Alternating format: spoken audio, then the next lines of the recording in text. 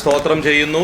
വീണ്ടും ഒരു പ്രാവശ്യം കൂടെ നമുക്ക് ദൈവസന്നിധിയിൽ ഇങ്ങനെ ആയിരിക്കാനും ദൈവവചനം പഠിക്കുവാനും ധ്യാനിക്കുവാനും ഒക്കെ ദൈവം തന്ന നല്ല അവസരത്തിനായിട്ട് ദൈവത്തെ സ്തുതിക്കുന്നു. പകലിൻ്റെ മണിക്കൂറുകളിലെ ബദ്ധപ്പാടിൽ നിന്ന് അല്പം മാറി നമുക്ക് ശാന്തമായി ദൈവസന്നിധിയിൽ ഇങ്ങനെ ആയിരിക്കാൻ കർത്താവ് നമ്മളോട് കരുണ കാണിച്ചു. വളരെ പ്രതികൂലങ്ങൾ നിറഞ്ഞൊരു ലോകത്താണ് നാം ഓരോരുത്തരും ആയിരിക്കുന്നത്. എന്നാൽ കർത്താവ് നമ്മളോട് അനുകൂലമായി കൂടെ ഇരുന്ന് അത്ഭുതകരമായിട്ട് വഴി നടത്തി നമ്മുടെ ആവശ്യങ്ങളിലൊക്കെ കൂടെ ഇരുന്നു. എല്ലാ നന്മകളെയും ഓർത്ത് ദൈവത്തെ സ്തുതിക്കുന്നു. നാം ചിന്തിച്ചുകൊണ്ടിരുന്ന വിഷയമെന്ന് പറയുന്നത് സകലത്തിലും നിന്നെ തന്നെ മാതൃകയാക്കി കാണിക്കാം. ആ വിഷയത്തോട് ബന്ധപ്പെട്ട് ധാരാളം കാര്യങ്ങൾ കഴിഞ്ഞ ക്ലാസ്സുകളിൽ ചിന്തിപ്പാൻ കർത്താവ് കൃപ നൽകി. എല്ലാ കാര്യങ്ങളിലും സകലത്തിലും മാതൃകയായിരിക്കണം എന്ന് നാം ചിന്തിക്കുകയുണ്ടായി. ഒന്നാമത്തെ ഭാഗത്ത് നമ്മൾ ചിന്തിച്ചു നമ്മുടെ നടപ്പിൽ നാം മാതൃകയാകണം.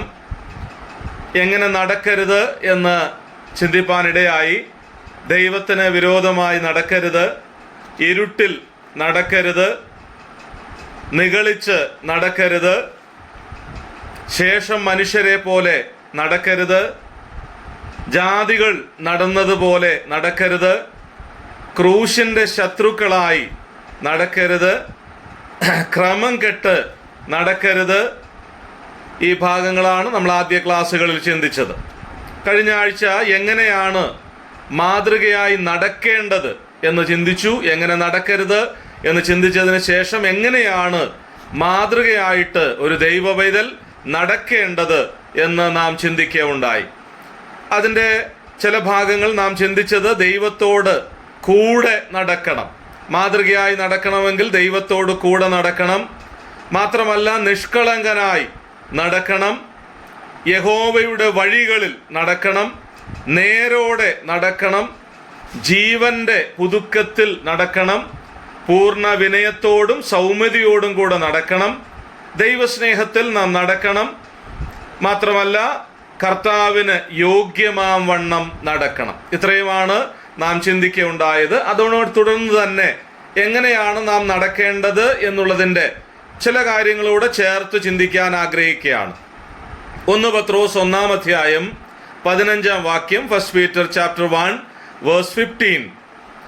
നിങ്ങളെ വിളിച്ച വിശുദ്ധനൊത്തവണ്ണം അനുസരണമുള്ള മക്കളായി എല്ലാ നടപ്പിലും വിശുദ്ധരാകുവിൻ. അവിടെയും ആ പദമാണ് ഉപയോഗിച്ചിരിക്കുന്നത്, എല്ലാ നടപ്പിലും. അപ്പോൾ ഇവിടെ പറഞ്ഞിരിക്കുന്നത് നാം മാതൃകയായി നടക്കണം എല്ലാ നടപ്പിലും. അവിടെ ഒരു കാര്യം പറഞ്ഞിട്ടാണ് അങ്ങനെ പറഞ്ഞിരിക്കുന്നത്, നിങ്ങളെ വിളിച്ച വിശുദ്ധനൊത്തവണ്ണം. അപ്പോൾ പരിശുദ്ധനായ ദൈവം, വിശുദ്ധനായ ദൈവമാണ് നമ്മെ വിളിച്ചത്. അത് നമ്മൾ കൂട്ടി ചിന്തിക്കുമ്പോൾ, ചേർത്ത് ചിന്തിക്കുമ്പോൾ എന്തിനാണ് വിളിച്ചതെന്നുള്ളത് നമ്മുടെ നടപ്പിലൂടെ പ്രകടമാക്കണമെന്നാണ് അതിൻ്റെ അർത്ഥം. നമ്മുടെ എല്ലാ നടപ്പിലും നമ്മളെ വിളിച്ച വിശുദ്ധിക്കൊത്തവണ്ണം നാം നടക്കണമെന്നുള്ളതാണ് അവിടെ നമുക്ക് കാണാനായിട്ട് കഴിയുന്നത്. അവിടെ പറയുകയാണ് അനുസരണമുള്ള മക്കളായി. അപ്പം നമ്മുടെ ജീവിതത്തിൽ ദൈവത്തിൻ്റെ വിളിയെ, തെരഞ്ഞെടുപ്പിനെ നാം എപ്പോഴും അത് ചിന്തിക്കേണ്ട ഒരു കാര്യമാണ്. ദൈവം എന്നെ വിളിച്ചു, യാതൊരു യോഗ്യതയുമില്ലാത്ത എന്നെ ദൈവം വിളിച്ചു, ദൈവം തെരഞ്ഞെടുത്തു. എന്നെ വിളിച്ചത് വിശുദ്ധനായ ദൈവമാണ്. നാം വായിക്കുന്നുണ്ട്, ഞാൻ വിശുദ്ധനാകിയാൽ നിങ്ങളും വിശുദ്ധരായിരിപ്പിൻ. അപ്പോൾ ആ വിശുദ്ധനായ ദൈവം നമ്മെ വിളിച്ച് നമ്മെ വേർതിരിച്ച് ദൈവമക്കളാക്കി തീർത്തു. അതുകൊണ്ട് ആ ദൈവത്തെ പൂർണ്ണമായി അനുസരിച്ചുകൊണ്ട് നമ്മുടെ നടപ്പിൽ, എല്ലാ നടപ്പിലും ദൈവത്തെ അനുസരിക്കുന്നവരായി നടക്കണം. ദൈവവചനം അനുസരിക്കുന്നവരായി, ദൈവകൽപ്പന അനുസരിക്കുന്നവരായി നടക്കണം. അതാണ് മാതൃകാപരമായ നടപ്പ് എന്ന് പറഞ്ഞാൽ, ഞാൻ ഓർപ്പിച്ചതുപോലെ, എന്തിനാണ്, അല്ലെങ്കിൽ എനിക്ക് യോഗ്യതയില്ലാഞ്ഞിട്ടും എന്നെ ഒന്നിനും കൊള്ളാഞ്ഞിട്ടും കർത്താവ് എന്നെ തിരഞ്ഞെടുത്തു, ആ കാര്യം നമ്മൾ എപ്പോഴും ചിന്തിക്കുമ്പോഴാണ് നമ്മുടെ നടപ്പിൽ ശ്രദ്ധിച്ച് കരുതലോടുകൂടെ അനുസരണത്തോടുകൂടെ നമുക്ക് നടക്കാനായിട്ട് കഴിയുന്നത്. അനുസരണം എന്ന വാക്ക് അവിടെ ചേർത്തിരിക്കുകയാണ്. അപ്പോൾ ദൈവത്തെ അനുസരിക്കുമ്പോഴാണ്, ദൈവകൽപ്പനകളെ അനുസരിക്കുമ്പോഴാണ് നമ്മുടെ നടപ്പിൽ ശ്രദ്ധിപ്പാനായിട്ട് നമുക്ക് കഴിയുന്നത്. ഒരിക്കലും നമ്മൾ ആദ്യം ചിന്തിച്ചതുപോലെ ക്രമം കെട്ട് അനുസരണക്കെട്ടവരായിട്ട് നാം നടക്കാൻ പാടില്ല. അപ്പോൾ അനുസരണത്തോടുകൂടെ നമ്മെ വിളിച്ച വിശുദ്ധനൊത്തവണ്ണം അനുസരണമുള്ള മക്കളായി എല്ലാ നടപ്പിലും വിശുദ്ധരാകുവീൻ. അപ്പൊ ആ വിശുദ്ധിക്ക് നമ്മുടെ നടപ്പുകൊണ്ട് കളങ്കം വരാനിടയാകരുത്. ദൈവിക വിശുദ്ധിക്ക്, ദൈവത്തിന്, നമ്മളിപ്പോ പ്രാർത്ഥനയിൽ ഓർത്തതുപോലെ നമ്മെ ദൈവം തെരഞ്ഞെടുത്തു, നാം ദൈവമക്കളാണ്. അപ്പൊ നമ്മുടെ ജീവിതത്തിലെ കുറവുകൾ, ആ വിശുദ്ധിക്ക് കളങ്കം വരുന്ന, അല്ലെങ്കിൽ ആ വിശുദ്ധിക്ക് കോട്ടം തട്ടുന്ന ഒരു കാര്യവും നമ്മുടെ ജീവിതത്തില്, എന്റെയും നിങ്ങളുടെയും ജീവിതത്തില് ഉണ്ടാകാനായിട്ട് പാടില്ല എന്നുള്ളതാണ് അവിടെ നമുക്ക് കാണാനായിട്ട് കഴിയുന്നത്. അത് വളരെ ശ്രദ്ധയോടുകൂടെ നമ്മുടെ നടപ്പിൽ നാം മാതൃകയായി ശ്രദ്ധിക്കേണ്ട ഒരു കാര്യമാണ്. അനുസരണമുള്ള, നമുക്കറിയാം 5 അപ്പം 2 മീനും കൊണ്ട് 5000 പേരെ പോഷിപ്പിച്ചു. അവിടെ നമ്മൾ വായിക്കുന്ന, അവരോട് ഇരിക്കാൻ പറഞ്ഞപ്പോൾ അവര് 50, 50, 100, 100 നമ്മൾ അങ്ങനെ വായിക്കുന്നത്. അവർ ക്രമമായിരുന്നു. അപ്പൊ അവരെവിടുന്ന അത് പഠിച്ചത്? സാധാരണക്കാരായ ഗ്രാമത്തിൽ നിന്ന് വന്ന ആളുകൾ, കർത്താവിനോട് കൂടെ യാത്ര ചെയ്യുന്നവരാണ്. എന്നാൽ അവരോട് ഇരിക്കാൻ പറഞ്ഞപ്പോൾ അവർ വളരെ ചിട്ടയോടുകൂടെ അനുസരണത്തോടുകൂടെ ഇരുന്നു. എന്നിട്ടാണ് നമ്മൾ വായിക്കുന്നത്, അവരെല്ലാവരും തിന്ന് തൃപ്തരായി.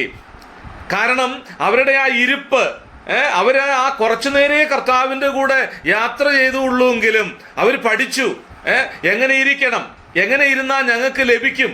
അതവർ മനസ്സിലാക്കിയപ്പോൾ അവരെല്ലാവരും തൃപ്തരായി. നമ്മുടെ ജീവിതത്തിൽ വളരെ കരുതലോടുകൂടെ നമ്മുടെ എല്ലാ നടപ്പിലും ദൈവവചനം, ദൈവകൽപ്പനകൾ കൃത്യമായി അനുസരിക്കുമ്പോൾ നമുക്ക് തൃപ്തരായി സന്തോഷത്തോടുകൂടെ അനുസരണമുള്ള മക്കളായി നടക്കാനായിട്ട് കഴിയും. അനുസരണമുള്ള മക്കളായി എന്നാ പറയുന്നത്. അപ്പൊ പിതാവായ ദൈവം, നമ്മുടെ കർത്താവ്, നമുക്ക് ആലോചന പറഞ്ഞു തരുന്ന വഴിക്ക്, ആ ദൈവിക വഴികളിൽ നടക്കുവാനിടയാകണം. അതാണ് മാതൃകയായി നടക്കുക എന്ന് പറയുന്നത്. അടുത്ത ഭാഗത്തേക്ക് വരാം. 1 പത്രോസ് 2-ാം അധ്യായത്തിന്റെ 12-ാം വാക്യം. 1 Peter chapter 2 verse 12. നിങ്ങളുടെ നല്ല പ്രവൃത്തികളെ കണ്ടറിഞ്ഞ് സന്ദർശന ദിവസത്തിൽ ദൈവത്തെ മഹത്വപ്പെടുത്തേണ്ടതിന് അവരുടെ ഇടയിൽ നിങ്ങളുടെ നടപ്പ് നന്നായിരിക്കണമെന്ന് ഞാൻ പ്രബോധിപ്പിക്കുന്നു. നന്നായിരിക്കണം. നിങ്ങളുടെ നല്ല പ്രവൃത്തികളെ കണ്ട്, ഞാൻ ആ വാക്കിന്റെ ആ ഒരു അർത്ഥം നോക്കിയായിരുന്നു. വിശിഷ്ടമായ, പ്രശംസനീയമായ, സ്തുത്യർഹമായ, മാന്യമായ എന്നൊക്കെയാണ് അതിനർത്ഥം കൊടുത്തിരിക്കുന്നത്. അപ്പം ഇവിടെ നമ്മുടെ നടപ്പ് നന്നായിരിക്കണം. നിങ്ങളുടെ നടപ്പ് നന്നായിരിക്കണം എന്ന് ഞാൻ പ്രബോധിപ്പിക്കുന്നു. ഇവിടെ ഉപദേശിക്കുകയാണ്. പ്രബോധിപ്പിക്കുക, ഞാൻ നേരത്തെ ഓർപ്പിച്ചതുപോലെ ഗുണദോഷിക്കുകയാണ്. അപ്പൊ ഉപദേശിച്ച് ഗുണദോഷിച്ച് പറയുകയാണ്, നിങ്ങളുടെ നടപ്പ് നന്നായിരിക്കണം. വിശിഷ്ടമായ, പ്രശംസനീയമായ, സ്തുത്യർഹമായ, മാന്യമായ ഒരു നടപ്പ്. അതാണ് ആ വാക്കിന്റെ അർത്ഥം. അപ്പൊ അങ്ങനെയാ നമ്മൾ നടക്കേണ്ടത്. നിങ്ങളുടെ നല്ല പ്രവർത്തികളെ കണ്ട്, നമ്മുടെ ജീവിതത്തിലെ ചെറുതും വലുതുമായ എല്ലാ, നമ്മളറിയാം ധാരാളം പ്രവർത്തികൾ, ധാരാളം കാര്യങ്ങൾ നമ്മൾ ചെയ്യുന്നവരാണ്. ആ കാര്യങ്ങളിലൊക്കെ നടപ്പ് എന്നുള്ളത്, നടപ്പെന്ന അവിടെ പറയുന്നെങ്കിലും ക്രിസ്തീയ ജീവിതത്തെയാണ് കാണിക്കുന്നത്. അപ്പം നമ്മുടെ ക്രിസ്തീയ ജീവിതത്തിൽ നാം വളരെ വിശിഷ്ടമായ, പ്രശംസനീയമായ, സ്തുത്യർഹമായ, മാന്യമായ പ്രവൃത്തി ചെയ്ത് നമ്മൾ നന്നായി നടക്കണം. അതാണ് മാതൃകയായി നടക്കുക എന്ന് പറയുന്നത്. എത്ര കാര്യങ്ങളാണ് ഈ നടപ്പിനോട് ബന്ധപ്പെട്ട് ദൈവവചനത്തിൽ നമുക്ക് കാണാനും പഠിക്കാനായിട്ടും. അപ്പൊ എത്ര പ്രത്യേകതയുള്ളതാണ് നമ്മുടെ ഓരോരുത്തരുടെയും നടപ്പ് എന്നുള്ളത് എന്ന് നാം ശ്രദ്ധിക്കേണ്ടതാണ്. അപ്പൊ നമ്മളെ വളരെ കരുതലോടുകൂടെ, ശ്രദ്ധയോടുകൂടെ ഈ ലോക ജീവിതത്തിൽ, നമ്മുടെ വിശ്വാസ ജീവിതത്തിൽ മുമ്പോട്ട് പോകണമെന്നുള്ളതാണ് ഈ വാക്യങ്ങളൊക്കെ നമ്മളെ ഓർപ്പിക്കുന്നത്.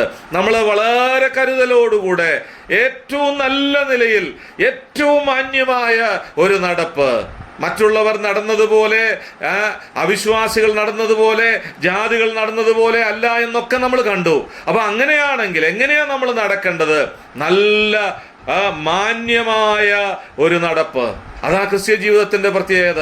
മാന്യമായൊരു ജീവിതം, മാന്യമായൊരു വിശ്വാസ ജീവിതം, മാന്യമായൊരു നടപ്പ്, അതാ ദൈവം നമ്മിൽ നിന്ന് ആഗ്രഹിക്കുന്നത്.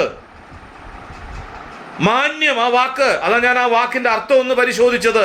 വിശിഷ്ടമായ, ഇതാ തനിച്ചു പാർക്കുന്ന ജനം, ജാതികളുടെ കൂട്ടത്തിൽ എണ്ണപ്പെടുന്നില്ല, ലോകക്കാരെ പോലെ അല്ല ഞാനും നിങ്ങളും നടക്കേണ്ടത്, അവിശ്വാസിയെ പോലെ അല്ല ഞാനും നിങ്ങളും നടക്കേണ്ടത്. ഓരോ ചുവടും എടുത്തു വെക്കുമ്പോൾ മാന്യമായ ഒരു നടപ്പ്, അതാ ദൈവം നമ്മെ കുറിച്ച് ആഗ്രഹിക്കുന്നത്. വിശിഷ്ടമായ, ആ എത്ര അർത്ഥമാ, ഞാനത് ഓർക്കയായിരുന്നു ആ വാക്ക്. എത്ര പ്രശംസനീയമായ ഒരു നടപ്പ്. ലോകം ഒരുപക്ഷെ പ്രശംസിച്ചു എന്ന് വരില്ല, എന്നാൽ ദൈവം മുൻപാകെ പ്രശംസനീയമായ, സ്തുത്യർഹമായ, നമുക്കറിയാം ചിലരൊക്കെ സേവനം കഴിയുമ്പോൾ പറയാം അദ്ദേഹത്തിന്റെ സ്തുത്യർഹമായ സേവനത്തിന്. ദൈവസന്നിധിയിൽ നമ്മുടെ വിശ്വാസ ജീവിതം സ്തുത്യർഹമായ, മാന്യമായ ഒരു നടപ്പായിരിക്കണം. അതാ ദൈവം നമ്മെ കുറിച്ച് ആഗ്രഹിക്കുന്നത്. അങ്ങനെയാണോ നമ്മൾ നടക്കുന്നത്? ഈ കാലഘട്ടത്തിൽ ജീവിക്കുന്ന ദൈവമക്കളായ നാം വളരെ കരുതലോടുകൂടെ നമ്മുടെ നടപ്പിൽ മാതൃകയായിരിക്കണം. നമുക്കറിയാം ധാരാളം കാര്യങ്ങളിൽ നമ്മൾ മറ്റുള്ളവരെ വിരൽ ചൂണ്ടുന്നവരാ. മറ്റുള്ളവരെങ്ങനെ നടക്കുന്നു എന്ന് ഞാൻ നോക്കാൻ ശ്രദ്ധിക്കുന്ന ഒരാളാ. എനിക്ക് വലിയ ഇൻട്രസ്റ്റ് ഉള്ളത് ഞാൻ നടക്കുന്നത് എങ്ങനെയാന്നുള്ളതല്ല. അതാണ് പ്രശ്നം. ഞാൻ എങ്ങനെ നടന്നു എന്നുള്ളതല്ല. പിന്നെ എനിക്ക് ഏറ്റവും ഇഷ്ടമുള്ളത് എന്തെന്നറിയാമോ? മറ്റുള്ളവരെങ്ങനെ നടക്കുന്നു എന്ന് കാണാം. അങ്ങനെ നമ്മളെ ഏൽപ്പിച്ചിട്ടില്ല. വേറൊരാൾ എങ്ങനെ നടക്കുന്നു എന്ന് കാണാൻ നമ്മളെ ഏൽപ്പിച്ചിട്ടില്ല. ഞാൻ എങ്ങനെയാ നടക്കുന്നത്? നമുക്ക് മറ്റുള്ളവർ നടക്കുന്ന കാണുന്നത്, അവർ വീഴുന്നത് കാണുന്നത്, അവരുടെ പോരായ്മ കാണുന്നത്, അവരുടെ കുറവ് കാണുന്നതൊക്കെ വലിയ സന്തോഷമാണ്. എന്നാൽ ദൈവവചനം നമ്മെ ഏൽപ്പിച്ചിരിക്കുന്നത് എന്റെയും നിങ്ങളുടെയും നടപ്പ് വിശിഷ്ടമായ, പ്രശംസനീയമായ, സ്തുത്യർഹമായ, മാന്യമായൊരു നടപ്പ്. മറ്റുള്ളവരെങ്ങനെ നടക്കുന്നു എന്നുള്ളത് അത് അവർ നോക്കിക്കോളും. ഞാൻ എങ്ങനെ നടക്കുന്നു അത് ഞാൻ നോക്കണം. എൻ്റെ ജീവിതത്തിൽ ഞാൻ പ്രസംഗിക്കുന്നത് പോലെയാണോ നടക്കുന്നത്? വളരെ ശ്രദ്ധിക്കേണ്ട കാര്യമാണ്. ഞാൻ വലിയ കാര്യങ്ങളൊക്കെ പഠിപ്പിക്കുന്ന ആളാ, ഞാൻ പ്രസംഗിക്കുന്ന ആളാ, പറയുന്ന ആളാ, മറ്റുള്ളവരോട് നടക്കണമെന്ന് പറയുന്ന ആളാ. പക്ഷെ ഞാൻ നടക്കുന്നത് എങ്ങനെയാ? എൻ്റെ നടപ്പ് എങ്ങനെയാണ്? കർത്താവ് കൃപ നൽകട്ടെ. അതാണ് മാതൃകയായ നടപ്പ്. ദൈവം സഹായിക്കട്ടെ. അടുത്ത ആശയത്തിലേക്ക് വരട്ടെ. എഫേസ്യ ലേഖനം 5-ാം അധ്യായം 15-ാം വാക്യം. Ephesians chapter 5 verse 15. ആകയാൽ സൂക്ഷ്മത്തോടെ അജ്ഞാനികളായിട്ടല്ല ജ്ഞാനികളായിട്ടത്രേ നടപ്പാൻ നോക്കുവിൻ. ശ്രദ്ധിക്കണേ, എങ്ങനെ നടക്കാനായിട്ട് നോക്കണം? അജ്ഞാനികളായിട്ടല്ല, ആകയാൽ സൂക്ഷ്മത്തോടെ. ആ വാക്കൊക്കെ വളരെ വിശദീകരിക്കേണ്ട വാക്കുകളാണ്. സൂക്ഷ്മത്തോടെ, വളരെ ശ്രദ്ധയോടുകൂടെ, അല്ലെ, വളരെ സൂക്ഷ്മത്തോടെ, കൃത്യമായ നിലയിലാണ് അത് പറഞ്ഞിരിക്കുന്നത്. അജ്ഞാനികളായിട്ടല്ല ജ്ഞാനികളായിട്ടത്രേ നടപ്പാൻ നോക്കുവിൻ. ദൈവിക ജ്ഞാനത്തിൽ നടക്കണം. ഞാനൊരു കാര്യം ചേർത്ത് പറയട്ടെ. എൻ്റെ ബുദ്ധി കൊണ്ട്, എൻ്റെ മിടുക്കുകൊണ്ട്, എൻ്റെ സാമർഥ്യം കൊണ്ട് ഈ വല്ലാത്ത ലോകത്ത് നടക്കാൻ സാധ്യമല്ല. ദൈവമക്കളായ നാം ഒരു കാര്യം അറിഞ്ഞിരിക്കണം. നമ്മുടെ കഴിവ് കൊണ്ടും മിടുക്കുകൊണ്ടും ഒരു ചുവടുപോലും എടുത്തു വെച്ച് നടക്കാൻ കഴിയുന്ന ഒരു ലോകത്തല്ല നാം ആയിരിക്കുന്നത്. അതുകൊണ്ട് ഇവിടെ പറയാണ്, വളരെ സൂക്ഷ്മത്തോടെ, അജ്ഞാനികളായിട്ടല്ല ജ്ഞാനികളായിട്ട്. യാക്കോബ് 1:15 നിങ്ങളിൽ ഒരുത്തന് ജ്ഞാനം കുറവാണെങ്കിൽ ഔദാര്യമായി കൊടുക്കുന്ന ദൈവത്തോട് യാചിക്കണം, അപ്പോൾ അവന് ലഭിക്കും. ശ്രദ്ധിക്കണേ, എങ്ങനെയാ ജ്ഞാനം ലഭിക്കുന്നത്? എങ്ങനെയാ ദൈവിക ജ്ഞാനത്തിൽ നടക്കാൻ പറ്റുന്നത്? നമ്മളൊക്കെ പലപ്പോഴും ചിന്തിക്കും, എനിക്കെങ്ങനെ ആ ജ്ഞാനമുള്ളത്, എങ്ങനെയാ നല്ലവണ്ണം. ഇവിടെ പറയാം, സൂക്ഷ്മത്തോടെ, കരുതലോടെ, അജ്ഞാനികളായിട്ടല്ല ജ്ഞാനികളായിട്ട് അത്ര നടക്കാൻ നോക്കുവേൻ. എങ്ങനെയാ? അഥവാ നമുക്ക് ജ്ഞാനം കുറവാണെന്ന് തോന്നുന്നെങ്കിൽ ദൈവവചനം തന്നെ പറയുന്നുണ്ട്, നിങ്ങളിൽ ഒരുത്തന് ജ്ഞാനം കുറവാണെങ്കിൽ ഔദാര്യമായി കൊടുക്കുന്ന ദൈവത്തോട് യാചിക്കണം. എന്ന് പറഞ്ഞാൽ അതിന്റെ അർത്ഥം എന്താ? കർത്താവേ, ഈ വല്ലാത്ത ലോകത്ത് എനിക്ക് മുമ്പോട്ട് പോകണമെങ്കിൽ അവിടുത്തെ കൃപ എനിക്ക് ആവശ്യമാണ്. കർത്താവേ, എൻ്റെ ബുദ്ധി കൊണ്ട് എനിക്ക് നടക്കാൻ കഴിയില്ല, എൻ്റെ ബുദ്ധി കൊണ്ട് എനിക്ക് മുമ്പോട്ട് പോകാൻ കഴിയില്ല, എനിക്ക് പരിമിതികളുണ്ട്, എനിക്ക് പോരായ്മകളുണ്ട്, എനിക്ക് കുറവുകളുണ്ട് എന്നൊരു ദൈവ പൈതൽ സമ്മതിക്കുമ്പോൾ, ഏറ്റുപറയുമ്പോൾ, ഇവിടെ പറയാ, അവൻ ഔദാര്യമായി കൊടുക്കുന്ന ദൈവത്തോട് അവൻ യാചിക്കുമ്പോൾ, അവസാനം പറയാം, അപ്പോൾ അവന് ലഭിക്കും. ചോദിച്ചിട്ടുണ്ടോ ദൈവത്തോട്? എന്താ ചോദിക്കുന്നത്? അനുഗ്രഹിക്കണേ, സഹായിക്കണേ എന്നല്ലേ ചോദിക്കാറുള്ളത്. ചോദിച്ചിട്ടുണ്ടോ, കർത്താവേ, എനിക്ക് ഈ വല്ലാത്ത ലോകത്ത് നടക്കണമെങ്കിൽ, എൻ്റെ ഓരോ ചുവടുകളും എടുത്തു വെച്ച് മുമ്പോട്ട് പോകണമെങ്കിൽ എനിക്ക് ദൈവമേ അവിടുത്തെ ജ്ഞാനം വേണം, അവിടുത്തെ ദൈവികമായ ജ്ഞാനം എനിക്ക് ആവശ്യമാണ്. എൻ്റെ ബുദ്ധി കൊണ്ട് ഈ ഭൂമിയിൽ ജീവിക്കാൻ സാധ്യമല്ല. നമ്മൾ വളരെ കരുതലോടുകൂടെ ഈ കാര്യം മനസ്സിലാക്കണം, ശ്രദ്ധയോടുകൂടെ മനസ്സിലാക്കണം. സൂക്ഷ്മത്തോടെ എന്നാ പറഞ്ഞത്, സൂക്ഷ്മത്തോടെ. ആ വാക്കിന്റെ അർത്ഥം വിശദീകരിക്കണ്ടല്ലോ. സൂക്ഷ്മതയോടെ. ഒരു സാധനം നമ്മൾ ഒറ്റ നോട്ടത്തിൽ കിട്ടിയില്ലെങ്കിൽ, നമുക്കത് മനസ്സിലായില്ലെങ്കിൽ, നമ്മൾ വായിക്കുന്നുണ്ട്, ഒരു സ്ത്രീക്ക് 10 ദ്രഹ്മ ഉണ്ടായിരുന്നു, അതില് ഒരെണ്ണം കളഞ്ഞുപോയി. അവൾ സൂക്ഷ്മത്തോടെ വിളക്ക് കത്തിച്ച് അടിച്ചു വാരി, ആ നഷ്ടപ്പെട്ടതിന്റെ നഷ്ടബോധത്തോടുകൂടെ അവൾ വളരെ അത് ലഭിച്ചേ മതിയാകൂ എന്നുള്ള ചിന്തയോടുകൂടെ അവൾ അത് ശ്രദ്ധിച്ചു നോക്കി. അതാണ് സൂക്ഷ്മത്തോടെ. അവൾ അവിടെ നിന്നത് അത് കഷ്ടപ്പെട്ട് അടിച്ചു വാരി അത് ലഭിച്ചേ മതിയാകുള്ളൂ. സൂക്ഷ്മത്തോടെന്ന് പറഞ്ഞാൽ, കർത്താവേ, അവിടുത്തെ കൃപ ലഭിച്ചേ മതിയാകുള്ളൂ, അവിടുത്തെ ജ്ഞാനം ലഭിച്ചേ മതിയാകുള്ളൂ, അല്ലെങ്കിൽ ഈ വല്ലാത്ത ലോകത്ത് ജീവിക്കാൻ കഴിയില്ല. സമ്മതിക്കണം. കർത്താവേ, എൻ്റെ ബുദ്ധി കൊണ്ട് ഞാൻ പലതും ചെയ്തു, എൻ്റെ മിടുക്കും സാമർഥ്യവും ഒക്കെ ഞാൻ പ്രയോഗിച്ചു നോക്കി, പരാജയപ്പെട്ടു. അവിടുന്ന് തരുന്ന ജ്ഞാനം, അവിടുന്ന് തരുന്ന ദൈവകൃപ അതുണ്ടെങ്കിലേ ഈ ഭൂമിയിൽ ജീവിക്കാൻ കഴിയുകയുള്ളൂ. അങ്ങനെ പറയുമ്പോൾ, അഥവാ ജ്ഞാനം കുറവാണെന്ന് തോന്നുന്നെങ്കിൽ, നിങ്ങളിൽ ഒരുത്തരും ജ്ഞാനം കുറവാണെങ്കിൽ, ഔദാര്യമായി, ആ വാക്ക് എനിക്ക് വളരെ ഇഷ്ടപ്പെട്ടു, ഔദാര്യമായി എന്ന് പറഞ്ഞാൽ നമ്മൾ പ്രാർത്ഥിക്കുമ്പോഴൊക്കെ പറയും, ചോദിച്ചതിലും നനച്ചതിലും അത്യന്തം പരമായി. അതതിൻ്റെ അർത്ഥം ധാരാളമായി, ഒരു കുറവും കൂടാതെ നമുക്ക് സ്വർഗീയ ജ്ഞാനം തരുന്ന, നമുക്കത് നിറച്ചു തരാൻ കഴിയുന്ന, നമുക്ക് കുറവ് കൂടാതെ തരാൻ കഴിയുന്ന ദൈവത്തോട് ചോദിക്കുമ്പോൾ ആ ദൈവം തരും നമുക്ക്.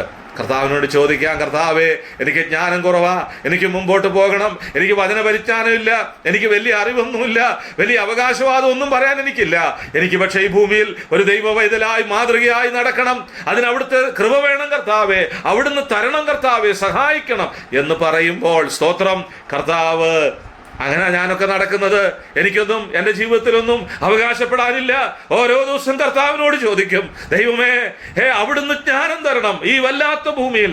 കർത്താവേ എന്ന് പറയുമ്പോൾ നമുക്ക് ആവശ്യമായ ജ്ഞാനം തരുന്നൊരു കർത്താവ്, ഔദാര്യമായി നമുക്ക് നൽകുന്ന ദൈവത്തോട് യാചിക്കുമ്പോൾ അപ്പോൾ അവന് ലഭിക്കും. ആ കർത്താവിൽ നിന്ന് പ്രാപിച്ച് ലഭിച്ച് ദൈവിക ജ്ഞാനത്തോടുകൂടെ മുമ്പോട്ട് പോകാനായിട്ട് കഴിയണം. അതാണ് മാതൃകയായ നടപ്പ്. കർത്താവ് സഹായിക്കട്ടെ. 1 യോഹന്നാൻ 2-ാം അധ്യായത്തിന്റെ 6-ാം വാക്യം, 1 John chapter 2 verse 6. അവിടെ നമ്മൾ ഇങ്ങനെയാണ് വായിക്കുന്നത്, അവനിൽ വസിക്കുന്നു എന്ന് പറയുന്നവൻ അവൻ നടന്നതുപോലെ നടക്കേണ്ടതാകുന്നു. അവൻ നടന്നതുപോലെ. ശ്രദ്ധിക്കണേ, എങ്ങനെയാ മാതൃകയായിട്ട് നടക്കാൻ പറ്റുന്നത്? ഇന്ന് നമ്മൾ കണ്ടത്, ആ വിശുദ്ധിക്കൊത്തവണ്ണം വിളിച്ച, അല്ലെ, വിശുദ്ധരായി നടക്കണം, നന്നായി നടക്കണം, മാന്യമായി നടക്കണം, ജ്ഞാനികളായിട്ട് നടക്കണം. ഇവിടെ കണ്ടത് അവൻ നടന്നതുപോലെ, അവനിൽ വസിക്കുന്നു എന്ന് പറയുന്നു. ഞാനൊരു ദൈവ പൈതലാണെന്ന് പറയുമ്പോൾ എൻ്റെ കർത്താവ് നടന്നതുപോലെ ഞാൻ നടക്കണമെന്ന്. അതാ വളരെ സിമ്പിളായിട്ട് മനസ്സിലാക്കാൻ പറ്റുന്നത്. ഞാനൊരു ദൈവ പൈതലാണെങ്കിൽ, ഞാൻ രക്ഷിക്കപ്പെട്ട ഒരു ദൈവ പൈതലാണെങ്കിൽ, ഞാനൊരു വിശ്വാസിയാണെങ്കിൽ ഞാൻ എങ്ങനെ നടക്കണം മാതൃകയായിട്ട്? എൻ്റെ കർത്താവ് നടന്നതുപോലെ, അവൻ നടന്നതുപോലെ. 1 പത്രോസ് 2-ാം അധ്യായത്തിന്റെ 21-ാം വാക്യം നമ്മൾ വായിക്കുമ്പോൾ, 1 Peter chapter 2 verse 21, അവിടെ നമ്മൾ വായിക്കുമ്പോൾ, അവന്റെ കാൽച്ചുവട് പിന്തുടരുവാൻ ഒരു മാതൃക വെച്ചേച്ച് പോയിരിക്കുന്നു. അവന്റെ കാൽച്ചുവട് പിന്തുടരുവാൻ ഒരു മാതൃക വെച്ചേച്ച് പോയി. അതാ അവൻ നടന്നതുപോലെ ഒരു മാതൃക കർത്താവ് നമുക്ക് തന്നിട്ടുണ്ട്. എങ്ങനെ നടക്കണം, എങ്ങനെ മുമ്പോട്ട് പോകണം, എങ്ങനെ വിശ്വാസ ജീവിതം നയിക്കണം, അതിനുള്ള എല്ലാ മാർഗനിർദ്ദേശങ്ങളും ദൈവവചനത്തിലുണ്ട്. എന്താ തെറ്റിപ്പോന്നെന്നറിയാമോ? ഈ ആലോചന നമ്മൾ കാണാത്തതുകൊണ്ടാ, ഇത് നമ്മൾ ശ്രദ്ധിക്കാത്തത് കൊണ്ടാ. നമുക്ക് എങ്ങനെ നടക്കണമെന്നുള്ള നല്ല മാതൃക, അവന്റെ കാൽ ചുവട് പിന്തുടരുവാൻ. അതാ പാട്ടുകാരൻ പാടിയത്, അവനുടെ ചുവടുകൾ പതിഞ്ഞിടം നോക്കി നിന്റെ ചുവടുകൾ പതിച്ചു നീ നടന്നുകൊള്ളുക. ആ കാൽ ചുവടുകൾ വെച്ചിടത്ത് നിന്റെ കാൽ ചുവടുകൾ വെച്ചുകൊണ്ട് അതിൻ്റെ പിന്നാലെ നടന്നുകൊള്ളുക. ഇവിടെ പറയാ, അവനിൽ വസിക്കുന്നു എന്ന് പറയുന്നു. ഞാനൊരു ദൈവ പൈതൽ എന്ന് പറയുന്നെങ്കിൽ, ഞാനൊരു വിശ്വാസി എന്ന് അവകാശപ്പെട്ട നടക്കുന്ന ഒരാളാണെങ്കിൽ എൻ്റെ നടപ്പിൽ മാതൃകയായിരിക്കണം. എങ്ങനെ നടക്കണം? എൻ്റെ കർത്താവ് നടന്നതുപോലെ. നാം എങ്ങനെ നടക്കണമെന്ന് കർത്താവ് നമ്മളെ പഠിപ്പിച്ചിട്ടുണ്ട്. കർത്താവാണ് തൻ്റെ മക്കളെ എങ്ങനെ നടക്കണമെന്ന് പഠിപ്പിച്ചത്. പത്രോസ് ആവേശം മൂത്ത് വാളെടുത്തു. ഒരു പടയാളിയുടെ കാത് കർത്താവ് പറഞ്ഞു, വാള് ഉറയിലിടുക, നീ അത് ഉപയോഗിക്കാൻ പാടില്ല. വാളെടുക്കുന്നവൻ വാളാൽ നിന്റെ നടപ്പ് അങ്ങനെയല്ല. ഞാൻ എന്താ പഠിപ്പിച്ചത്? ഞാൻ സ്നേഹമാ പഠിപ്പിച്ചത്. സ്നേഹത്തിൽ നടക്കാൻ കർത്താവ് നമ്മളെ പഠിപ്പിച്ചിട്ടുണ്ട്. ആ ദൈവസ്നേഹത്തിലാണ് നമ്മുടെ ഓരോ ചുവടുകളും അവൻ നടന്നതുപോലെ നാം നടക്കണം. അങ്ങനെയാണെങ്കിൽ നമ്മൾ തെറ്റിപ്പോകത്തില്ല. അങ്ങനെയാണെങ്കിൽ നമ്മൾ വീണു പോകത്തില്ല. അങ്ങനെയാണെങ്കിൽ നമ്മൾ ഒരു ഭാഗത്ത് വായിക്കുന്നുണ്ട് ഇടറിപ്പോവുക. അങ്ങനെയാണെങ്കിൽ ഇടറിപ്പോകത്തില്ല. കാരണം നമ്മുടെ കർത്താവാണ് നമുക്ക് മാതൃക. കർത്താവ് നടന്നതുപോലെ നാം അത് പഠിക്കാൻ ശ്രമിച്ചിട്ടുണ്ടോ? നാം അത് അനുകരിക്കാൻ ശ്രമിച്ചിട്ടുണ്ടോ? പലപ്പോഴും നമ്മുടെ നടപ്പ് നമുക്കിഷ്ടമുള്ള പോലെയല്ലേ? അങ്ങനെയല്ല ദൈവം ആഗ്രഹിക്കുന്നത്. എനിക്കിഷ്ടമുള്ള പോലെ നടക്കാനല്ല ദൈവം എന്നെ പഠിപ്പിക്കുന്നത്. കർത്താവ് നടന്നതുപോലെ. ധാരാളം ആശയങ്ങൾ മനസ്സിലേക്ക് വരുന്നുണ്ട്, ഞാൻ വിശദീകരിക്കുന്നില്ല. പ്രിയപ്പെട്ടവരെ, കർത്താവ് അനേക മാതൃകകൾ ഒരു വിശ്വാസി എങ്ങനെ ആയിരിക്കണമെന്നുള്ളത് നമ്മളെ കാണിച്ചു തന്നിട്ടുണ്ട്. അത് നാം മനസ്സിലാക്കണം. നമ്മുടെ കർത്താവിൻ്റെ ഓരോ നടപ്പുകളും ഒന്ന് പരിശോധിച്ച് നോക്ക്.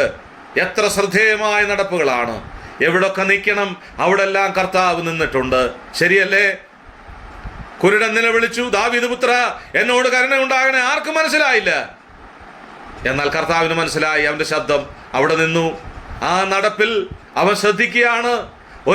ഒരു ആവശ്യക്കാരൻ്റെ ഹൃദയത്തിൽ നിന്ന് വരുന്ന ഒരു ശബ്ദം, അത് കേട്ടുകൊണ്ടാ കർത്താവ് നടക്കുന്നത്. അങ്ങനെ ഓരോ കാര്യങ്ങളും മനസ്സിലാക്കി നോക്ക്.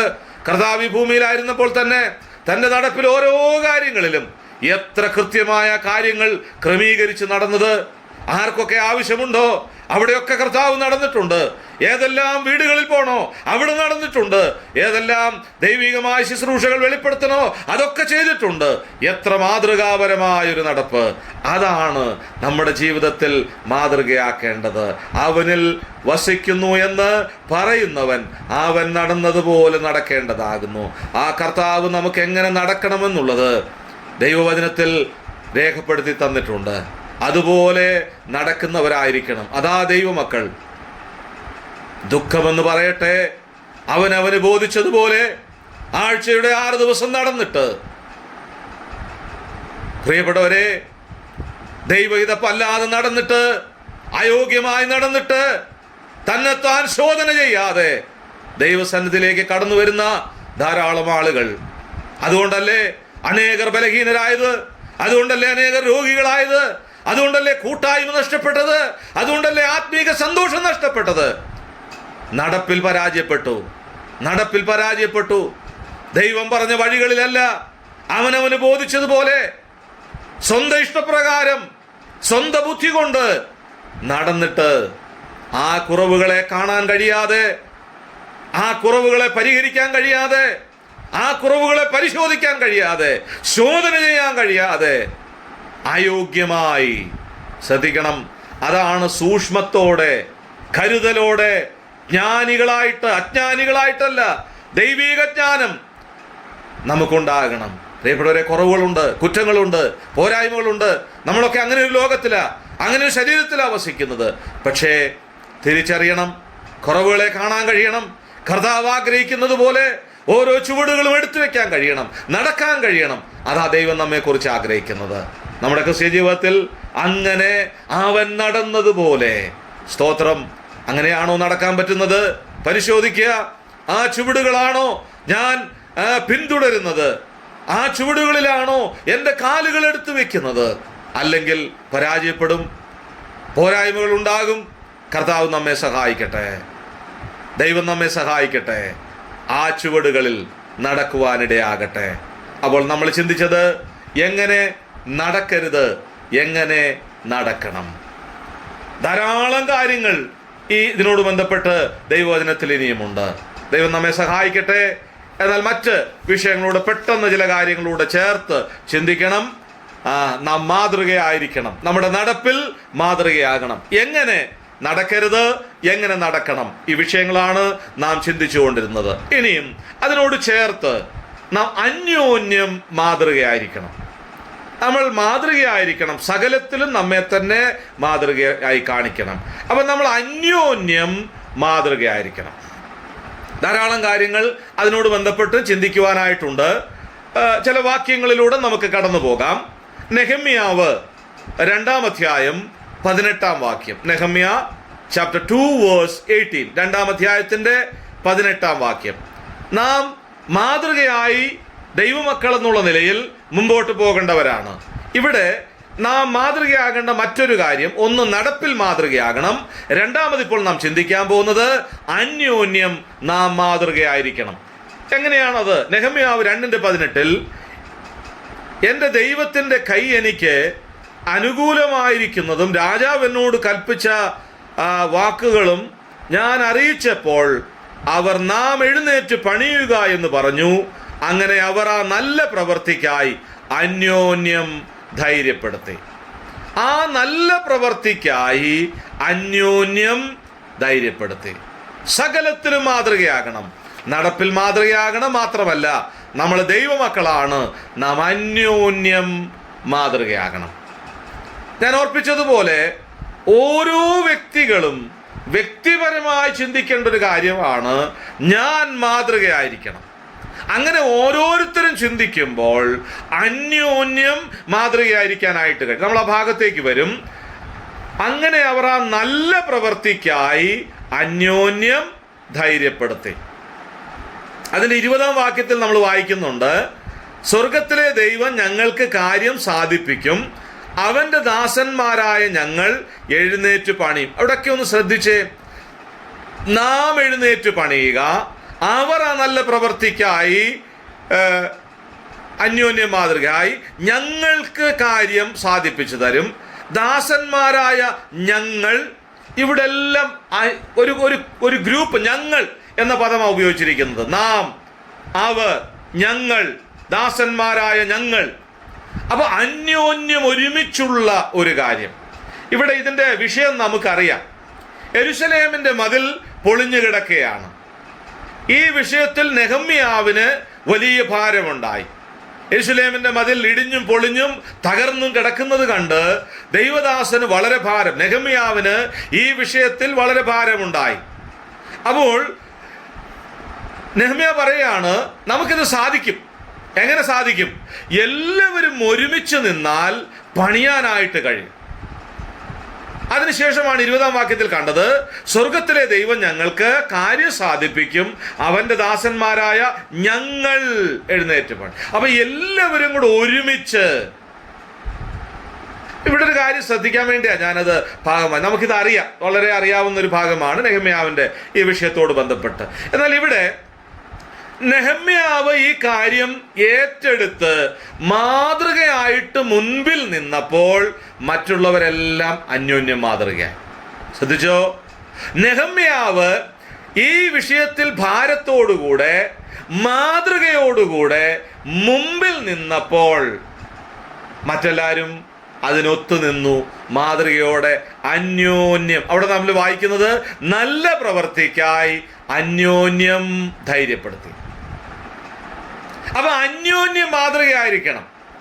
അതിന് മുമ്പിൽ നിൽക്കുന്ന ആള്, നേതൃത്വം വഹിക്കുന്ന ആള് ആദ്യം മാതൃകയാകണം. എവിടെയാ പരാജയം? മേളിന്നേ പരാജയമാ, നേതൃത്വത്തിലേ പരാജയമാ. ഈ നാളുകളിൽ വളരെ ശ്രദ്ധിക്കണം. അനേക സ്ഥലം സഭകളിൽ, അനേക ശുശ്രൂഷകളിൽ, അനേക പ്രസ്ഥാനങ്ങളിൽ നേതൃത്വത്തിലേ പരാജയമാ. പിന്നെ അവസ്ഥ എന്താ? പിന്നെ എങ്ങനെയാ കാര്യം മുമ്പോട്ട് പോകുന്നത്? ഇവിടെ ഒരു നെഹമ്യാവ് മാതൃകയുടെ മുമ്പിൽ നിന്നപ്പോൾ ബാക്കി കാര്യങ്ങളൊക്കെ കൃത്യമായി മുമ്പോട്ട് പോയി. ഞാൻ ആ ഭാഗത്ത് ഇങ്ങനെ പറയട്ടെ, ശുശ്രൂഷ ചെയ്യുന്ന ദൈവദാസന്മാർ, ദൈവവേല ചെയ്യുന്ന ദൈവദാസന്മാർ, കുടുംബത്തിൽ കുടുംബനാഥൻ, ദൈവം ഓരോ ശുശ്രൂഷകൾ ഏൽപ്പിച്ച ആളുകൾ, അവർ മാതൃകയാണെങ്കിൽ മറ്റുള്ളതൊക്കെ കൃത്യമായി നടക്കുമെന്നേ. ഒരു സ്ഥലം സഭയിൽ ദൈവം എഴുന്നേൽപ്പിച്ച ദൈവദാസന്മാർ മാതൃകയാണെങ്കിൽ ഒരു ബുദ്ധിമുട്ടുമില്ല, സ്ഥലം സഭയുടെ കാര്യങ്ങൾ കൃത്യമായിട്ട് നടക്കും. ഒരു കുടുംബത്തിലെ ഭർത്താവ് മാതൃകയാണെങ്കിൽ ഭാര്യയും കുഞ്ഞുങ്ങളും, നമുക്കറിയാം 128-ാം സങ്കീർത്തനം ഒരു മാതൃകാ കുടുംബമാണ്. നീ ഭാഗ്യവാൻ, നിനക്ക് നന്മ വരും. ആ ഭർത്താവ് മാതൃകയുള്ളവനായപ്പോൾ ഭാര്യ, കുഞ്ഞുങ്ങൾ, മാതൃകാ കുടുംബം. അപ്പം ആ നേതൃത്വം വഹിക്കുന്ന ആള്, ഉത്തരവാദിത്വം വഹിക്കുന്ന ആള് കൃത്യമായി മാതൃകയായിരിക്കണം. അങ്ങനെ മാതൃക, ഇവിടെ നെഹമ്യാവ് മാതൃകയായപ്പോൾ ആ നല്ല പ്രവർത്തിക്കായി അവർ അന്യോന്യം ധൈര്യപ്പെടുത്തി. നോക്കണേ, മാതൃക എവിടുന്നാ തുടങ്ങുന്നത്? ദൈവമേൽപ്പിച്ച ആളുകൾ അവർ കൃത്യമായ കാര്യം ചെയ്തപ്പോൾ, ഉത്തരവാദിത്വത്തോടെ, ആവശ്യഭാരത്തോടെ കാര്യം ഏറ്റെടുത്ത് ചെയ്തപ്പോൾ കാര്യങ്ങൾ വളരെ ഭംഗിയായിട്ട് മുമ്പോട്ട് പോയി. എൻ്റെ ദൈവത്തിൻ്റെ കൈ എനിക്ക് അനുകൂലമായിരുന്നതും മാത്രമല്ല, രാജാവിനോട് കൽപ്പിച്ച വാക്കുകളും ഞാൻ അറിയിച്ചപ്പോൾ അവർ നാം എഴുന്നേറ്റ്. അപ്പം ഒരാൾ ആ ഉത്തരവാദിത്വം മാതൃകയോടെ ചെയ്തപ്പോൾ, ഞാൻ ഇന്ന് വളരെ ഭയത്തോടെ ഈ സന്ധ്യാസമയത്ത് പറയട്ടെ, ദൈവം നമ്മളെ ചില ശുശ്രൂഷകൾ ഏൽപ്പിച്ചിട്ടുണ്ട്. ഞാൻ മാതൃകയാണോ? സഭയുടെ ആകട്ടെ, സുവിശേഷ വേലയുടെ ആകട്ടെ, മറ്റെന്തെങ്കിലും ചുമതലകളാകട്ടെ, കുടുംബത്തോട് ബന്ധപ്പെട്ടാകട്ടെ, ജോലിയോട് ബന്ധപ്പെട്ടാകട്ടെ, ദൈവം നമ്മളെ ആക്കിയിരിക്കുന്ന സ്ഥാനത്ത് ഞാൻ മാതൃകയാണോ? അന്യോന്യം മാതൃകയായിരിക്കണം. വളരെ കൃത്യമായി ഇവിടെ പറയാ, മാതൃകയുള്ളവര് മുമ്പിൽ നിൽക്കണം. അങ്ങനെയാണെങ്കിൽ കാര്യങ്ങൾ കൃത്യമായി മുമ്പോട്ട് പോകും, ക്രമീകൃതമായി മുമ്പോട്ട് പോകും, അനുഗ്രഹിക്കപ്പെട്ട നിലയിൽ മുമ്പോട്ട് പോകും. നാം മാതൃകയായിരിക്കണം. ദൈവം നമ്മെ സഹായിക്കട്ടെ. വളരെ ഭയത്തോടെ ഞാനിത് ഓർപ്പിക്കുന്നത്, ഇന്ന് അനേക കാര്യങ്ങളിൽ ധാരാളം പരാജയങ്ങൾ നമ്മൾ കാണുന്നുണ്ട്. എവിടുന്നാ പരാജയം? താഴെ നിന്നല്ല, മേളിൽ നിന്നേ പരാജയപ്പെട്ടതാണ് ഞാൻ ഓർപ്പിക്കുന്നത്. വെറുതെ അല്ല ഞാൻ പറയുന്നത്. അങ്ങനെ വന്ന് എല്ലാം അത് മാതൃകയില്ലാതെ, യാതൊരു നിലവാരവുമില്ലാതെ പരാജയപ്പെട്ടു പോവുകയാ.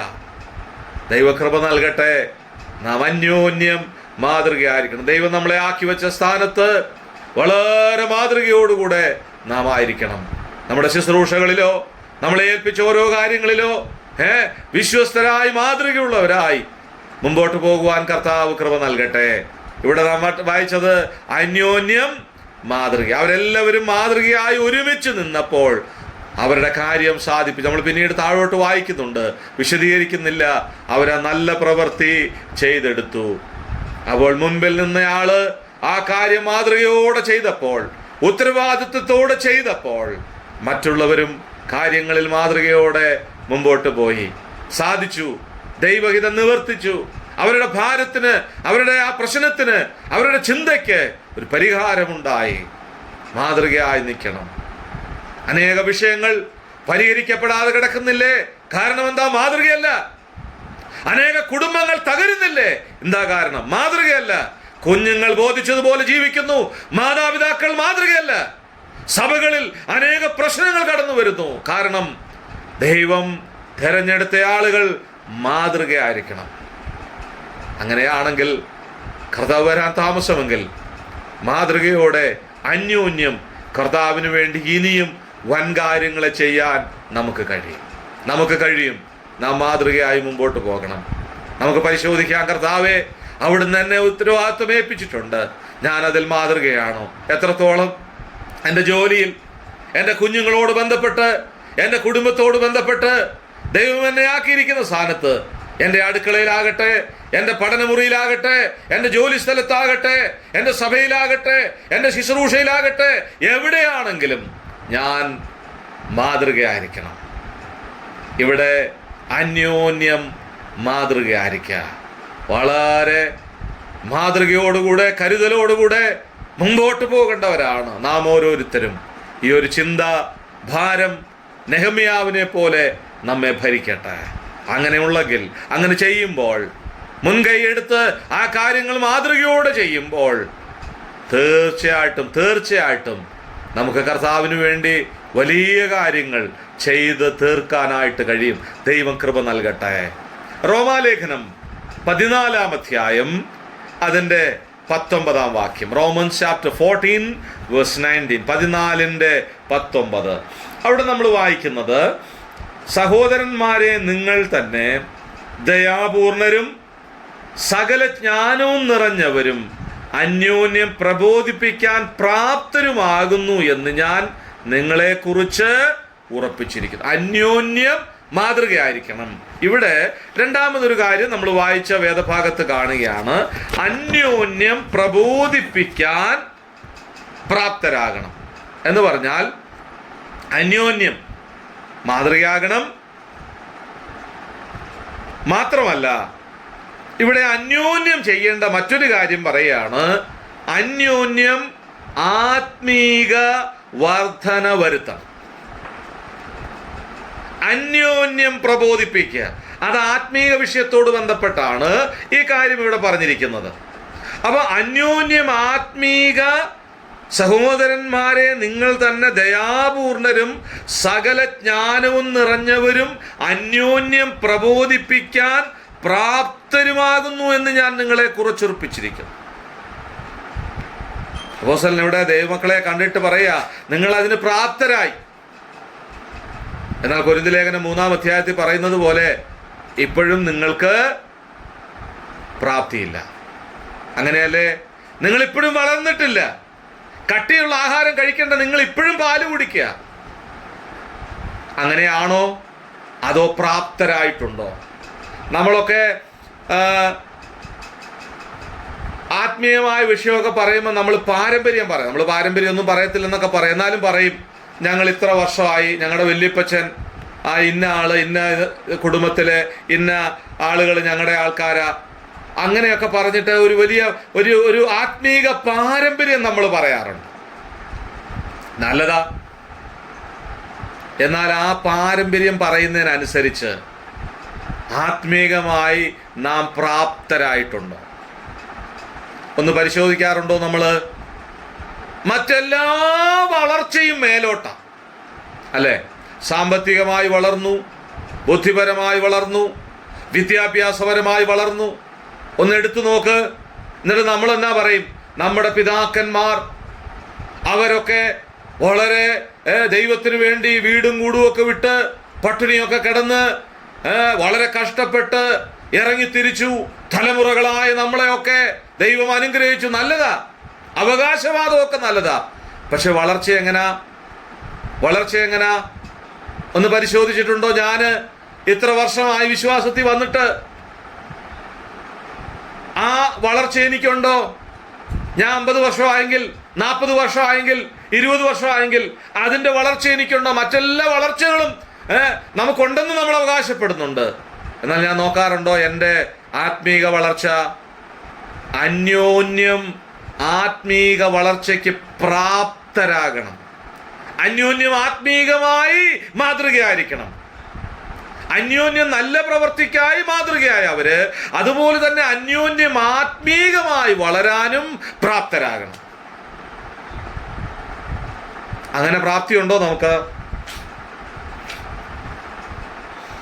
ഇവിടെ നമ്മളെക്കുറിച്ച് പറയുകയാണെങ്കിൽ ഇങ്ങനെ പറയുമോ? നിങ്ങളെക്കുറിച്ച് ഉറപ്പിക്കുന്നു, നിങ്ങൾ പ്രബോധിപ്പിപ്പാൻ പ്രാപ്തരായി.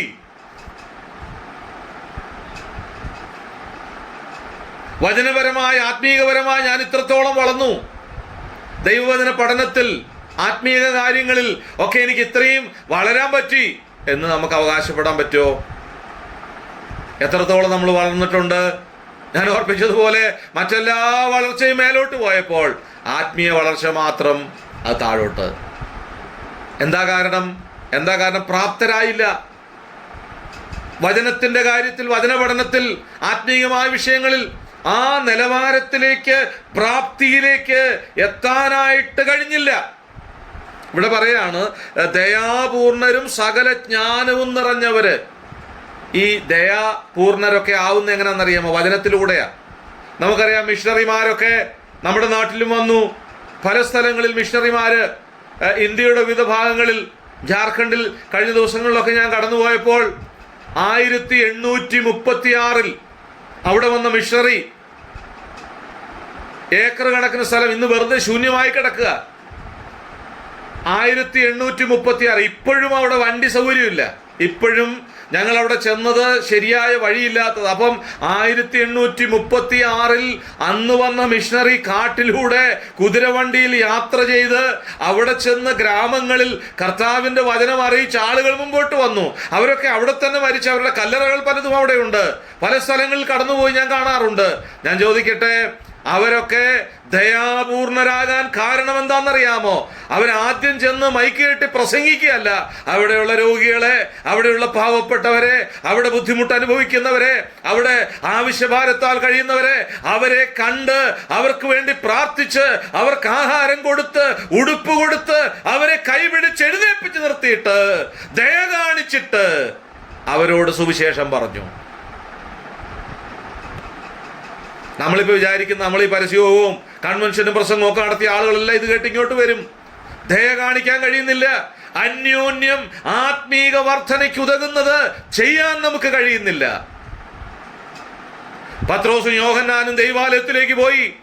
സുന്ദരമെന്ന ദൈവാലയ ഗോപുരത്തിങ്കൽ ഒരു മുടന്തൻ കിടക്കുക, ഭിക്ഷക്കാരൻ. അനേക ആളുകൾ അവനെ കണ്ടിട്ടും ഒരു ഭിക്ഷക്കാരൻ നിലയിൽ ദേവാലയത്തിലേക്ക് കടന്നുപോയി. പത്രോസിനും യോഹന്നാനും അങ്ങനെ പോകാൻ പറ്റത്തില്ല. ദൈവദാസന്മാരാ അവിടെ നിന്നു. എനിക്ക് ഏറ്റവും ഇഷ്ടപ്പെട്ട ഒരു പദപ്രയോഗം, ആ ഭിക്ഷക്കാരന് കൈ കൊടുത്തു എന്ന് വായിക്കുന്നുണ്ട്. അവരവന് കൈ കൊടുത്തു, അവൻ എഴുന്നേറ്റു. അവനോട് സൂചനയൊന്നും പറഞ്ഞില്ല, കൈ കൊടുത്തു, മതി. അവനെ ദയ കാണിച്ച് അവനോട്. ഇതുവരെ അവന് പൈസയെ പലരും കൊടുത്തിട്ടുള്ളൂ. എന്നാൽ ഇതാ 2 ദൈവദാസന്മാർ അവനെ നിന്ന് ശ്രദ്ധിച്ചു നോക്കിയിട്ട് അവന് കൈ കൊടുത്തു. വായിക്കുന്ന അവൻ നടന്നും തുള്ളിയും ദൈവാലയത്തിലേക്ക് വന്നു. ആത്മീകമായി നാം പ്രാപ്തരായിട്ടുണ്ടോ? ധാരാളം അവകാശവാദങ്ങൾ എനിക്ക് നിങ്ങൾക്ക് പറയാനുണ്ട്. ഒത്തിരി കാര്യങ്ങളൊക്കെ ഉണ്ട് ആത്മീയമായി. പക്ഷെ ആ പ്രാപ്തിയിൽ അന്യോന്യം ആത്മീക വർധന വരുത്താൻ പത്രോസും യോഹന്നാനും നിന്ന് ആ ഭിക്ഷക്കാരന് കൈ കൊടുത്തതുപോലെ പോട്ടെ, ഭിക്ഷക്കാരൻ പോട്ടെ, കൂട്ടു സഹോദരൻ ആത്മാർത്ഥമായി കൈ കൊടുക്കാൻ നമുക്ക് കഴിയാറുണ്ടോ? എന്താ നമ്മൾ ചെയ്യുന്നത്? അന്യോന്യം ആത്മീക വർധനയ്ക്ക്, അന്യോന്യം ഉപദേശിക്കാൻ, അന്യോന്യം ഗുണദോഷിക്കാൻ. ഇന്ന് ഗുണദോഷമൊന്നും ആർക്കും ഇഷ്ടമല്ല, ആർക്കും താല്പര്യമില്ല. ഗുണദോഷിക്കുന്നതും ഉപദേശിക്കുന്നതും പറയുന്നതും പ്രസംഗം എന്ന പരിപാടിയേ ഇല്ലാതിരിക്കാമെങ്കിൽ വളരെ സന്തോഷമാണ്. കാരണം എല്ലാ പ്രോഗ്രാമുകളിലും, കല്യാണമാണെങ്കിലും വിവാഹ നിശ്ചയമാണെങ്കിലും എല്ലാത്തിനും കട്ട് ചെയ്യുന്നൊരു പ്രസംഗം. അത് വേണ്ട, നമുക്ക് മടുത്തു, കേട്ട് മടുത്തു. ആത്മീകമായി ദൈവമക്കളെ ഞാനും നിങ്ങളും പ്രാപ്തരാകണം. മറ്റെന്തെല്ലാം ഉണ്ടെങ്കിലും, എന്തെല്ലാം വളർച്ച അവകാശപ്പെടാൻ കഴിയുന്നെങ്കിലും അത് ഈ മണ്ണിന് വേണ്ടിയുള്ളതാ. ഇവിടെ ഒരു സുനാമിക്കും, ഇവിടെ ഒരു വെള്ളപ്പൊക്കത്തിനും, ഇവിടെ ഒരു കൊറോണയ്ക്കും കളയാനുള്ളതാ അത്. പക്ഷേ ആത്മീകമായ ആ പരിജ്ഞാനം, ആത്മീകമായ പ്രാപ്തി, അതാണ് നിത്യതയിൽ നമ്മുടെ കണക്ക് പുസ്തകത്തിൽ രേഖപ്പെടുത്തുന്നത്. അതാണ് എൻ്റെ നിക്ഷേപമായി രേഖപ്പെടുത്തുന്നത്. അതാണ് എൻ്റെ നിക്ഷേപമായി സ്വർഗത്തിലുള്ളത്. ആത്മീകമായ കാര്യങ്ങളിൽ അന്യോന്യം. ഞാൻ അന്യോന്യം മാതൃകയായിരിക്കണം, മാതാപിതാക്കൾ മാതൃകയായിരിക്കണം എന്ന് പറഞ്ഞതുപോലെ ആത്മീക വിഷയങ്ങളിൽ അത് തന്നെയാ. മാതാപിതാക്കളുടെ ആത്മീകം കണ്ട്, മാതൃക കണ്ട് കുഞ്ഞുങ്ങൾ അതിലേക്ക് ആകർഷിച്ചു വരണം. മൂത്തവരുടെ മാതൃക കണ്ട് ഇളവരതിലേക്ക് ആകർഷിച്ചു വരണം. സഭയിലെ ആത്മീക ശുശ്രൂഷകൾ കണ്ട് മറ്റുള്ളവർ അതിലേക്ക് അവരുടെ ആത്മീക വളർച്ചയ്ക്ക് കാരണമാകണം. വായിക്കുന്നുണ്ട്, ഒരുവനാൽ ഒരുവൻ ഒടുങ്ങിപ്പോകരുത്.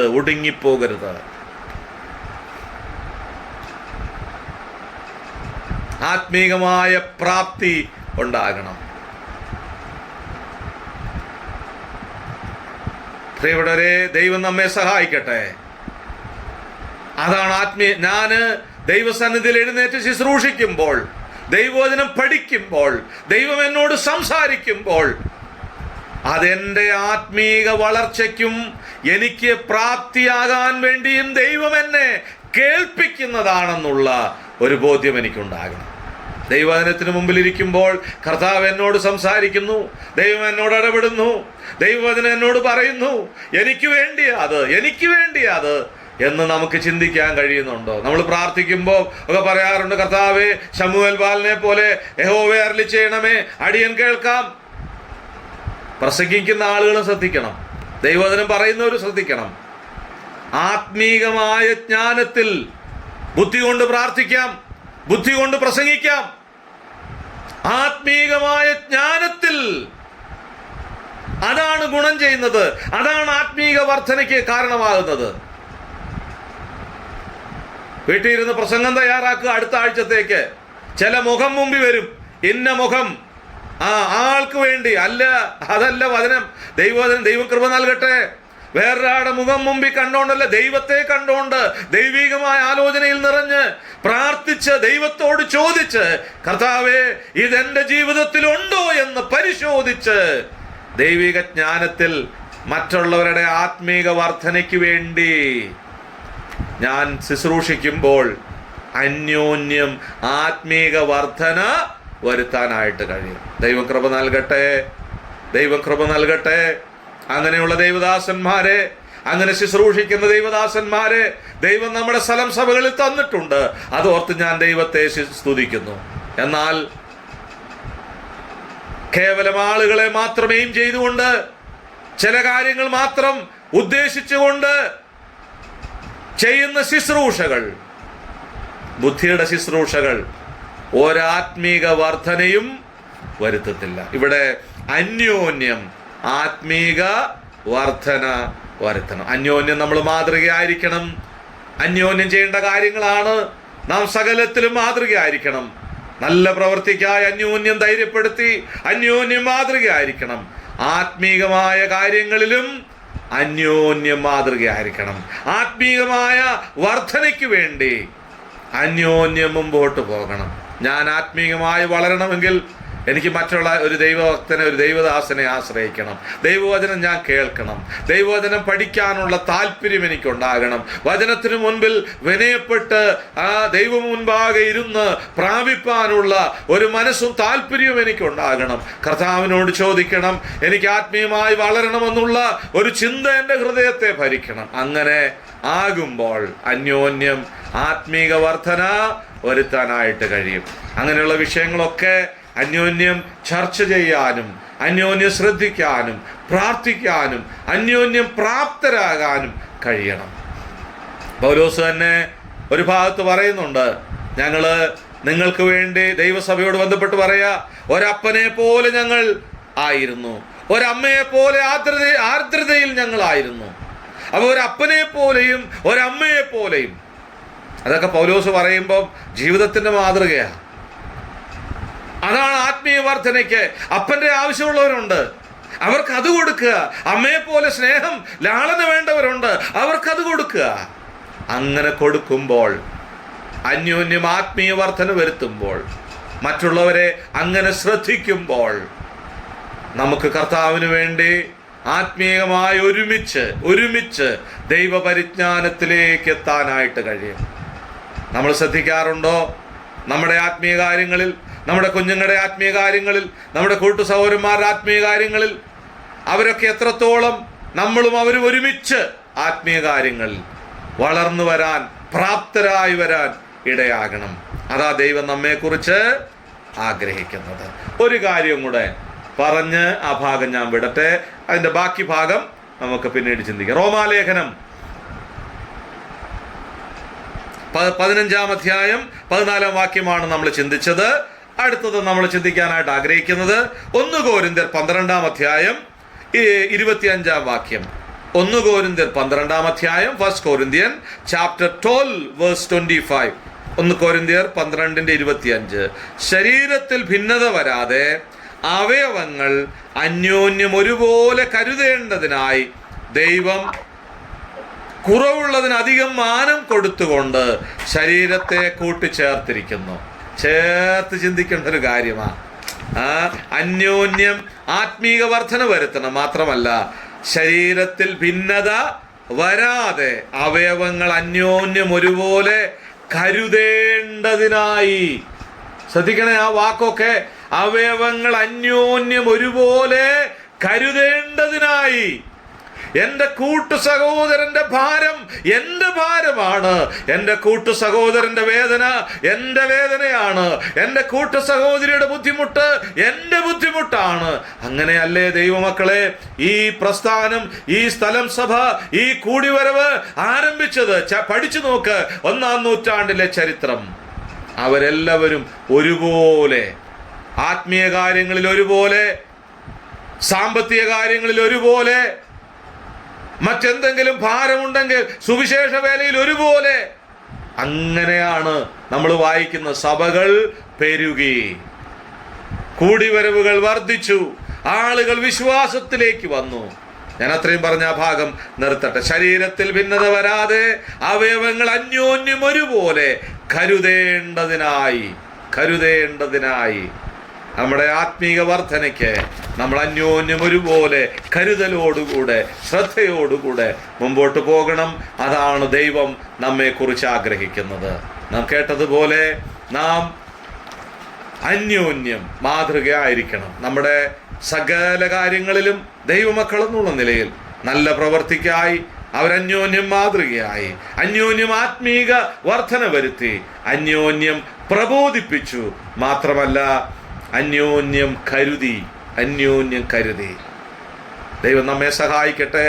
നമ്മുടെ ഉത്തരവാദിത്തങ്ങൾ മനസ്സിലാക്കി സകലത്തിലും മാതൃകയായി വരുന്ന ദിവസങ്ങളിലും മുമ്പോട്ട് പോകുവാൻ സ്വർഗത്തിലെ ദൈവം നമുക്ക് കൃപ നൽകട്ടെ, സഹായിക്കട്ടെ. ദൈവനാമം മഹത്വപ്പെടട്ടെ. ആമേൻ. നന്ദി അറിയിക്കാണ്. നമുക്ക് മാസം 5 ഞായറാഴ്ച നമുക്ക് കുറിച്ച് കാണാൻ തക്കണം. ദൈവടിയാകട്ടെ. അതുവരെ ദൈവം നമ്മളെ പരിപാലിക്കട്ടെ.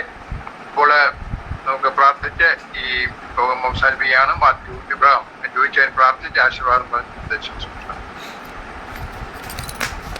സ്നേഹവാനായ ഞങ്ങളുടെ ദൈവമേ, സ്വർഗീയ പിതാവേ, തിരുനാമത്തിനായിട്ട് സ്തോത്രം. ദൈവവചനത്തിന് മുമ്പാകെ